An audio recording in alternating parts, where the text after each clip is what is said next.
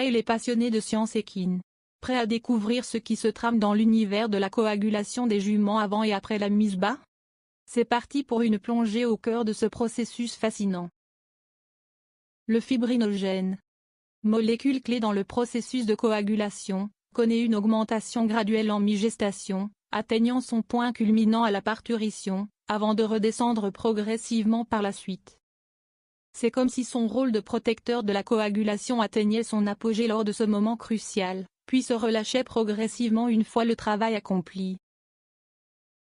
Les facteurs 8C et Van-Willebrand suivent une trajectoire similaire, avec une augmentation constante de leur concentration à mesure que la gestation avance, culminant à la parturition pour garantir une coagulation efficace lors de cet événement intense, puis déclinant doucement pour permettre à l'organisme de retrouver son équilibre.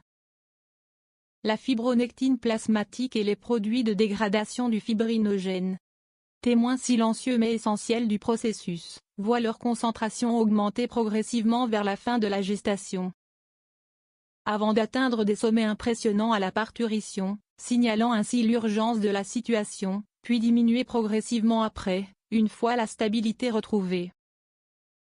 L'antithrombine 3, gardienne de l'équilibre de la coagulation, connaît une légère augmentation dans les jours précédant la mise bas pour renforcer les défenses de l'organisme, avant de baisser légèrement lors de la mise bas, puis de se stabiliser par la suite pour maintenir un niveau optimal de protection. Les facteurs 7 et 9, piliers de la cascade de coagulation, restent vaillamment constants tout au long de cette aventure, assurant ainsi une cohérence et une fiabilité indispensables.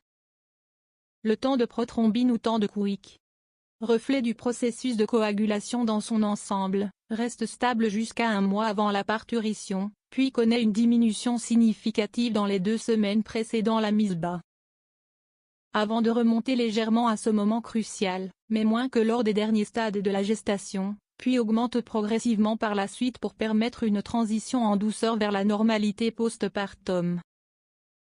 Enfin, le temps de thromboplastine ou temps de céphaline activé, indicateur de l'efficacité de la coagulation, reste relativement constant en mi-gestation, mais raccourci juste avant la mise bas pour se préparer à l'action, puis augmente légèrement après pour maintenir un équilibre optimal. Imagine ça comme une sorte de superpuissance de la jument juste avant la mise bas. En raccourcissant le temps de Quick et de céphaline, elle met en place une stratégie secrète pour réduire les risques d'hémorragie. C'est comme si elle activait son mode super-héros pour assurer une mise bas en toute sécurité. C'est la preuve que la nature est pleine de surprises et de stratégies géniales pour garantir le succès de ce moment crucial.